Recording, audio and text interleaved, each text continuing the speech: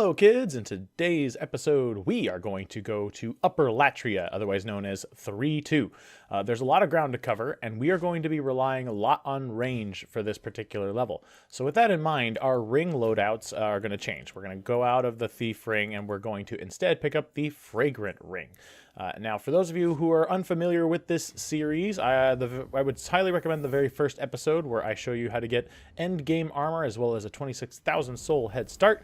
I will link it in the description below, and I will also put it up in the top right corner of this video. So as you can see, I cast Second Chance right off the bat, because just in the event I get cheesed and die, I can then come back to life, and that will spare me and allow me to keep going. The bad news is that a lot of this area is pitfall heaven, and if you fall to your death, you're not going to be resurrected by Second Chance, so very important. So you see these high rises here. We see that one item off to the side. We don't have to get it just yet. We'll come back and we'll be doing a loop for it. But the main crux of this level is these gargoyle type creatures. You're going to see a lot of them. They have kind of wonky AI. As you can see, that dude's just kind of standing there and just eating my soul rays, which is fine. And that's part of the reason also I want to stick with range in this particular level, because sometimes they just decide they want to fly away and they're just take forever to kill with melee attacks, so I just usually go ham with the soul rays. So as we go down, we have our first gargoyle. They are fairly weak to fire damage, so the dragon longsword again playing a huge role in this, and they knock them down pretty quickly with two R2 strong attacks. Now these gargoyles tend to drop soul consumable items, so it's totally worth going around and farming all of them in the level, because it leads to a very large surplus of souls towards the end of the area. We're going to go down the hallway here. We're going to pick up some items. There's going to be a lot of this backtracking going back and forth, so bear with it. But we go down over to the far side here. There's another consumable item, and then we will Moonlight Stone Shard. And then there's one more item off to the left behind those pots we're going to pick up. But then eventually we're going to backtrack. So I'm going to try to save as much time as I can. That is a stairwell leading down to grab more expensive and highly coveted items, but that's a little bit later on after we clear a roadblock in this level.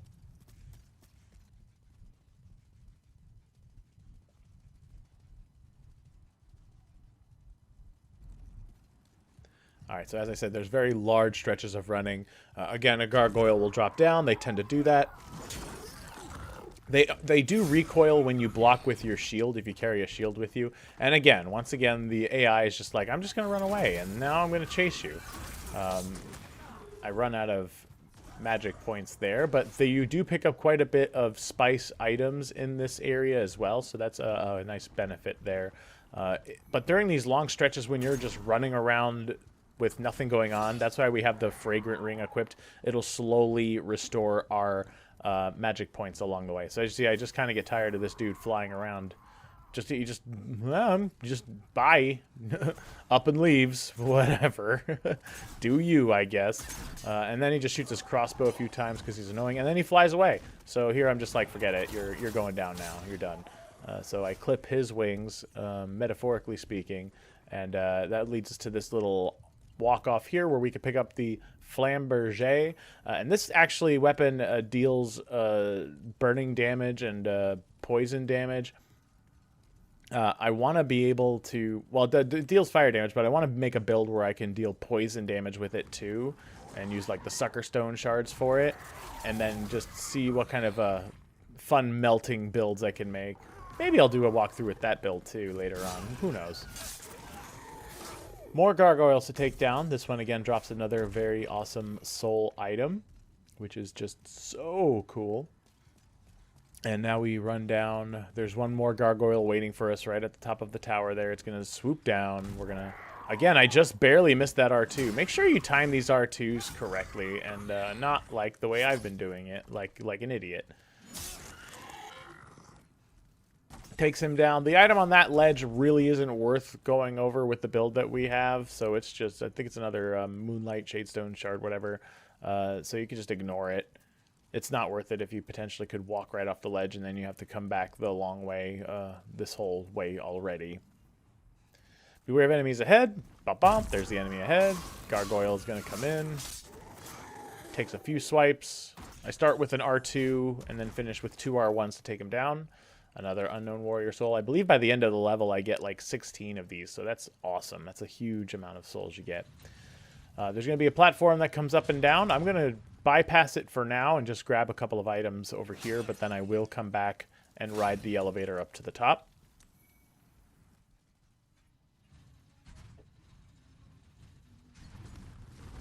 And as you can see, not only did I miss the stop, but then I also got clipped by a gargoyle, and he is going to be waiting for me at the top. Or the bottom. Okay, bye! I do believe he still follows me anyway, because he's just that much of a nuisance. So I make my way up the stairs here. There's a few shamans casting a spell on a thing. And I'm going to do what any normal person would do when they see unarmed, helpless, old figures, and I cut them up. This leads to a cutscene where one of the chains that they were casting the spell on breaks, and that is important because it will lower a large object that I will show you a little bit later on. I don't want to kind of spoil it. Intriguing to keep you around to watch to the end of the video. But there's one more of those we have to get to, and we'll show that in a little bit. Here is a collectible item. If we go into that cage, it will bring us down to the little pit below, but we're going to actually do something first on the way and meet an NPC. Now, there is a walk-off here, so don't do this like an idiot.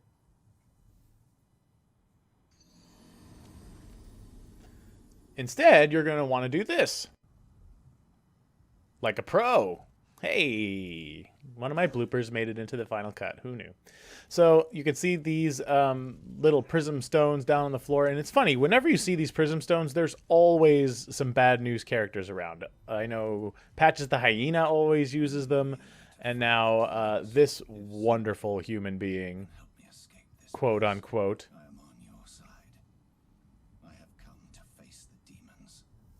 Now, this guy will actually transport to the Nexus if you let him. And when he does, he's going to start killing off all the NPCs in the Nexus and then eventually attack you. He's kind of a douche. So we are going to do what any normal person would do in this situation, too. I'm going to unequip both of my items here so I can use the headbutt attack, just like I did to Old King Doran when we were going to get the end game armor here. And I think it's ironic because we are doing this to him to stun lock him, and eventually he will fall off and he will die. And he actually drops another great set of armor, the Gloom Armor set. However, the only way to get it now would be to save and quit your game, and then just reload, and it brings you right back to where you were so you could pick up the armor set. I'm not going to do that right now for the purposes of the walkthrough, but they'll be like literally right where he was in the cage, and you can just pick that item up. So for now, we're going to ride the elevator down into the pits below, which is another kind of aggravating point in this level. This whole level is kind of annoying because the pit enemies tend to come out of nowhere. They deal pretty decent damage. And then when you're up in the rafters in Upper Latria, there's always the chance you take one false step and you fall to your death, just like I did earlier in this video.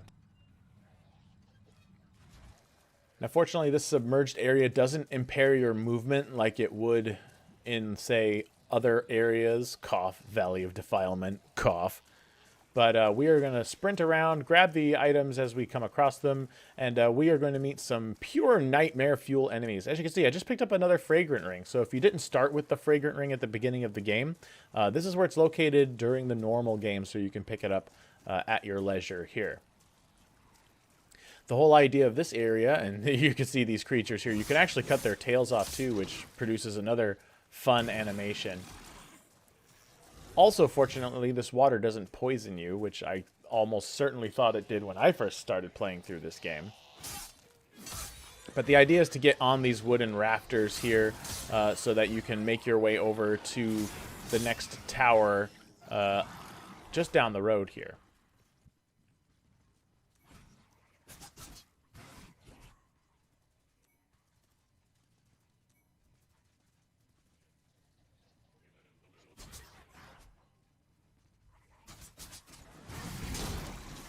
So as you can see, we're just running down and we reach the end of the wooden rafters. I'm taking my time with these particular enemies, which I probably shouldn't really be doing and playing around with, but whatever. This will lead us to another fog gate. I am going to pick up these items over here because they are pretty great. Very good healing items as well as a soul consumable item. And that brings us over to the tower that I mentioned before. So it's really just following the wooden planks over to this area here. Now we're going to start making a very slow climb up this tower area. There are black phantoms over here, and they take the form of those wonderful illithid creatures that we met in 3.1. So that means they are much stronger, they deal way more damage, and they are very scary to combat either at ranged or at melee. They are still pretty weak to the fire damage, so if you get in close with melee, then go for it, but their shockwaves do a ton of damage, and boom, you can see right there, their soul ray just halves my health right off the bat. And I just can't seem to get the timing down very well, so I switch over to my more expensive grass items. And even then, even when I block, it's 25% of my health that takes in damage, and that's just insane. And you can see how fast the projectiles move too, so it's not even like you can get, get it caught in a tug of war here, because they release the spells so fast. And here you can see he finally had enough, and he's just going to charge me just as I run out of MP. But fortunately, I have my Dragon Longsword to do the job. And you can see that my magic projectiles didn't do a whole lot of damage, but really it's worth it to go at range. But just like in 3.1, you don't want to be too far away like I was. You want to get a little bit closer so that he's not doing the Soul Ray magic spell as much, and instead he's going for that paralyzing attack, because you can still stay pretty safe away from it and keep bombarding him with spells. And then as he gets low, you can kind of rush in and melee him from there. But here's the main tower area again that we get up to the top. There's a lot of these little creepy crawly things that we're going to have to deal with. And we'll just speed up as I just kind of take them out. They're all pretty self-explanatory. They don't really jump out of nowhere unless you want to try to run for that crystal snake or crystal lizard. It's not really worth it though, because the stones that he drops in this area we don't really need for our builds. So we just kind of ignore it.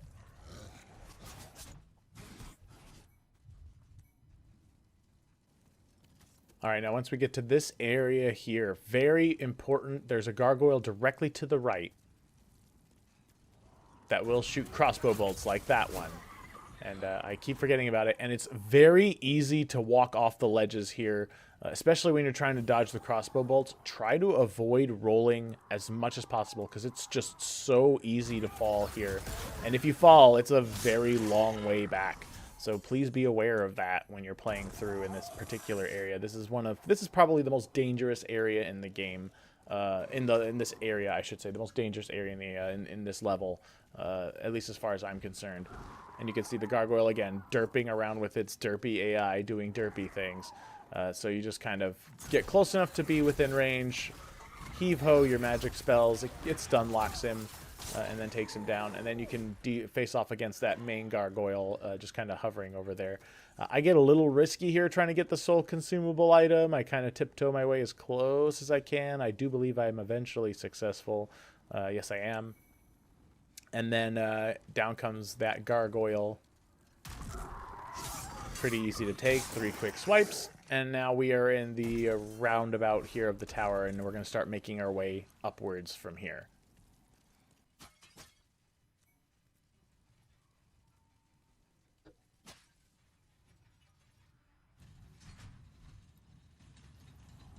So we ride up the elevator. You can see I have my shield up always, because you never know when a gargoyle is going to just swoop down and try to knock you off the ledge or deal some damage. But yeah, there is one right there. Fortunately, he didn't really get to aggro me, and his AI was a little derpy, but he can hit you pretty quickly as soon as you get to the top floor, and that's very aggravating. So once again, we find there he is again. We find our evil shaman dudes. There's one more shaman we need to take care of. There he is. And what this will do is we'll drop the second chain, just like the first chain that we dropped earlier. And these 2 chains support a giant beating heart in the middle of the level. And that will take us up to where the boss is. But it also falls through the bottom floor. and it will open an area down below. We kind of saw the stairwell earlier for it, but I didn't go down. But it opens up the area there, and we can actually get a lot of really high valuable items. So we're gonna do a little bit of backtracking here, just so that you are aware of it, and there will be a lot of speeding up as I pick up all the high value items. I might pause for a bit just to explain what the items are, because they are really good for subsequent playthroughs or for soul grinding, and you'll see why in just a minute. But here is the actual beginning of the level where we started, and that's the drop off that we started with. I'm just pausing there because I probably grabbed a quick screenshot. But you basically tumble over there. There's that one item that we said that we weren't going to get. We come back to, well, there it is. And now, even if we die here, we can just at least run straight forward and go to where the heart just fell down. And at least that saves us a ton of time in the level. So we're going to speed things up as I make my way down and pick up those items, and then we will continue on towards the boss.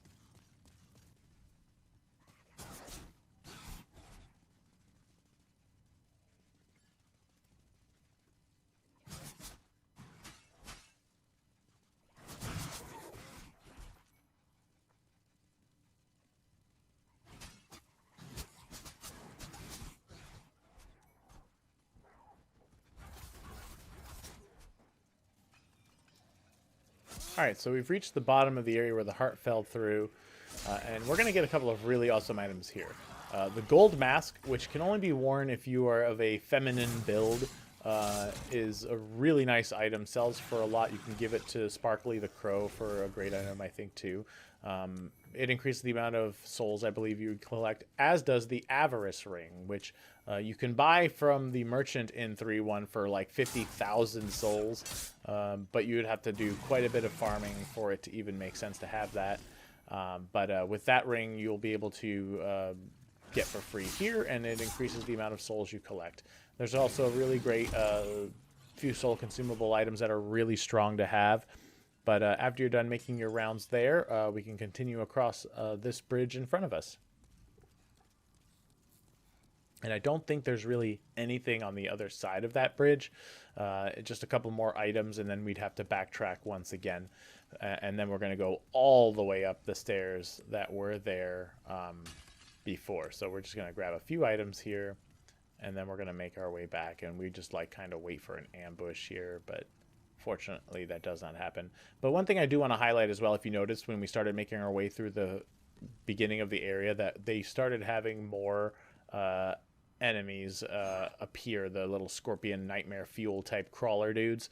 So just be aware of that, and if you kill them on the bridges, just make sure you wait for their death animation to play. Don't be greedy and try to run around them, because that's a very easy way to accidentally walk off the ledge and die. So try to avoid that if you can. It's worth waiting the extra 2 or 3 seconds for them to have their glorious end before you can proceed forward. But we're going to speed things up again, because we're going to go all the way up the tower from here.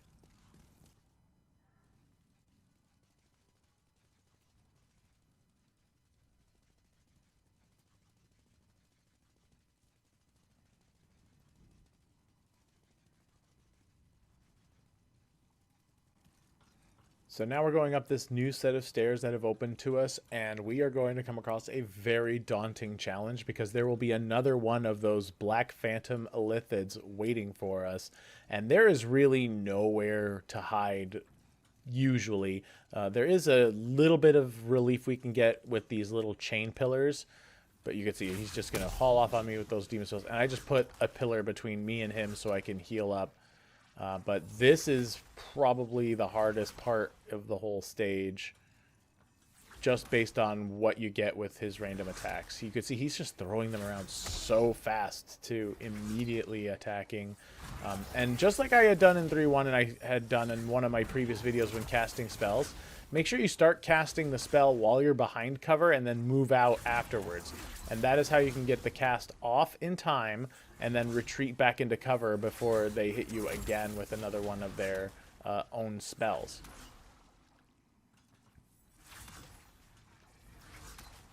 And I think at this point I'm going to be a little brave and rush him, since he's pretty low on health. And I'm just having a hard time going back and forth. It's kind of killing a little bit of time here. Oh, and he tags me there. That's a big hit. And as you can see, like 2 hits from that and I'm dead. So you got to avoid that at all, if at all possible. But eventually, I think I just get sick of it. Oh, I take another hit. My goodness. This was a really bad run for me. Now that I'm watching this back, it's pretty bad. But it is what it is, and I hate these things. They never run out of magic points. I take 2 more hits.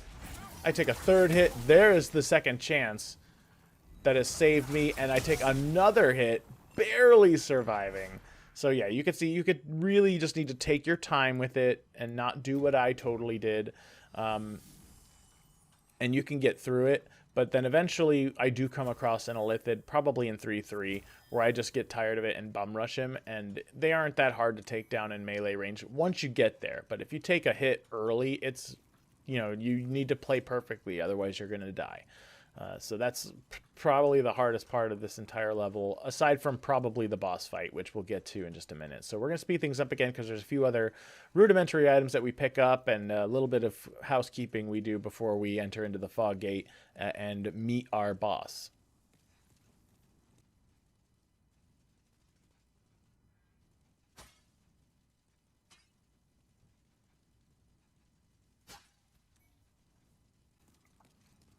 All right, now with this said, we are going to be taking on this boss of the area, which are the Maneaters. There are actually 2 Maneaters that you must defeat. And these are just really souped up gargoyles. They have the same kind of derpy AI, but they do a couple of different attacks and they do a ton of damage. I'm coming in with Firestorm. We got that from Yuria the Witch because it nukes these things. So I'm going to stand by. I'm going to slowly wait for this guy to rush me. And then I'm going to cast at just the right time. He kind of juked me there, but even though he missed the majority of that spell, it did 75% of his health and damage, just like that. The second Maneater then approaches when he has 25% health or less. And as you can see, I was an idiot here, and I did not cast Second Chance again after I had it drop the first time with the Illithids. So that was kind of a big boneheaded move on my part. You should always recast Second Chance when you can. But with the first Maneater defeated already, I will move on to the second Maneater. And as you can see, I'm just chomping down my grass. I'm going to throw down a Firestorm again. Nukes him again for like 66% of his health and damage. It just makes this fight really easy when you're in the middle. It trivializes it for the most part. He has that charge attack, which can knock you down along with that sonic attack.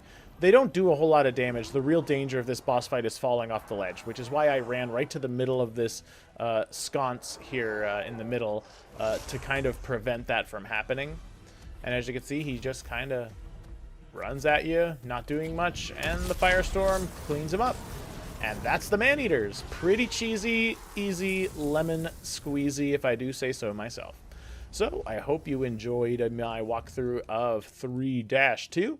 If you did, I kindly ask that you drop a subscribe as well as a thumbs up. And we'd like to chat about it, so hit me up in the comments section below if you would like. Also, if you want to hang out with me on Twitch, I try to stream at least twice a week, and I talk about whatever, streaming whatever. So feel free to hit me up there as well. I'll leave a link in the description below.